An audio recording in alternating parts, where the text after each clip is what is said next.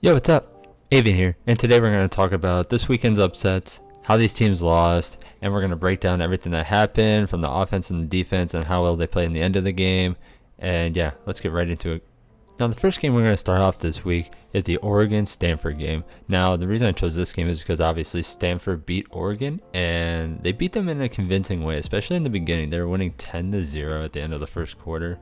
Honestly, they won this game off of Oregon not playing that good a defense, and Stanford they made them pay. Tanner McKee, he threw 3 touchdowns in this game, including the one that tied the game at the end to send it into overtime with no time left on the clock. Then from there, Stanford converted, they scored a touchdown, and Oregon was not able to score. They actually had a terrible drive in overtime, and that's the reason they lost this game. Now, I believe Oregon just didn't play their best at all, and like I said, they played down to their opponent, and this is why they lost. So yeah, let's get right into the next game. Now for the next game, we have Mississippi State and Texas A&M. Texas A&M lost this game 26-22, and honestly, I'm not that surprised because Texas A&M's offense is so bad, and only scoring 22 against Mississippi State is just uncalled for because their defense isn't that good. But the real disappointing reason why Texas A&M lost this game is honestly because their defense. And I'm not talking about the run defense because they only allowed Mississippi State to run 30 yards on them, but they allowed Will Rogers to throw for 408 yards in this game with 3 touchdowns, and that is the reason they lost. Now, they only lost by 4 points, and that guy put up that many yards. You're going to lose those games, especially when your offense isn't clicking at all. But on the bright side, you guys do have Alabama next week, and if you somehow beat them, you'll be right back into the playoff mix. Honestly, I believe you'll probably be like top 10 after beating Alabama, so all will be forgiven. Now, will that happen? Probably not, because your offense can't score more than 30 points against mediocre teams and 10 to Colorado. So I don't really think Alabama's going to give up more than 20 to you guys, and they're going to score at least 40. For our next game, we got Florida and Kentucky. Now, Florida, they lost this game 13-20 in Lexington, but they lost this game because of their own errors. Let's be completely honest. They made so many mistakes. They had 115 yards in penalties.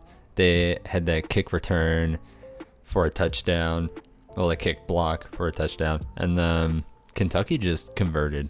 I know their offense didn't play particularly well, but their defense, Kentucky's defense is pretty good. And Florida just made so many errors. Thrown interception by Emory Jones. They beat themselves up in this game. They definitely lost it, and congrats to Kentucky for sticking in there and winning that game. They had a goal line stand at the end, and they held on to win, which makes Kentucky, Alabama, and Georgia the only undefeated SEC teams left. Let that sink in. All right, now it's time to get into a game where defense basically didn't exist. Arizona State and UCLA. Now, UCLA lost this game 23-42. Arizona State came to play. I mean, they had all about the same amount of yards, but UCLA, the reason I think they lost this game is because they were 2-5 on 4th down. They didn't convert those 3 times, and they could have scored on all 3 of those drives, and they kind of just gave up at the end. Arizona State, they played tough, and they outlasted Dorian Thompson-Robinson and Charbonnet at the end because they were running all over Arizona State. I know DTR had like 96, and Charbonnet had around 90 as well, I believe. But yeah, kudos to Arizona State. They're a lot better than the record shows. They probably shouldn't have lost the game they did. That kind of just makes BYU look better. But nonetheless, UCLA does what UCLA does. They lose, and it doesn't look that good for Chip Kelly. But we'll see how their season turns out. The next game we're about to talk about had so many errors, and that is 100% the reason they lost this game, and that is Fresno State against Hawaii. Now, Fresno State lost this game 24-27, but had 4 interceptions, 2 lost fumbles, and it was just so ugly. They played so bad, but they threw for a lot of yards. They ran for some yards too. They actually outgained Hawaii by over 200 yards. But all those mistakes, and they lost by 3. Now, if they didn't make any of those mistakes, or even half, they would have won this game. So, kudos to Hawaii. They converted off of the mistakes that Fresno State made, but Fresno State doesn't look like a top 25 team, even coming close to Oregon. Oregon doesn't look that good. Being UCLA don't look that good. So it kind of makes sense now. But nonetheless, I hope the best for the Bulldogs, and Hawaii, just keep riding that train, man. Just keep riding that train. And for our last game of the week, we got the Cincinnati Bearcats beating Notre Dame 24-13. Now, honestly, I don't see this game as more of an upset because I did pick Cincinnati to win this game, and I do have them ranked higher than Notre Dame, but this is a big win for Cincinnati. They haven't beaten a team like this in a very, very long time, if not ever. So beating Notre Dame at home, even though Notre Dame isn't that good, and I still believe that they're just not a good team, and Cincinnati finally exposed them for who they are.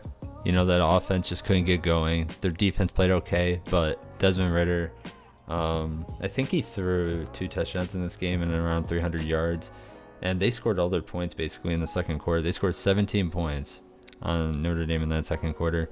So that was a big turning point in this game. And Notre Dame they couldn't seem to do anything. But nonetheless, that was Cincinnati's biggest game this year. Now, if they win out, I believe that they're going to be in the playoff 100%, especially with Oregon losing. They're going to move up in the AP poll. And then when the College Football Committee comes out with their top 25, I believe that they'll be at around number 4. Because, again, Iowa and Penn State play next week. And whoever wins that game is obviously going to be number 3.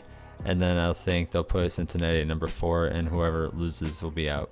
With that being said, that's the end of the video, guys. Let me know how I did in the comment section below.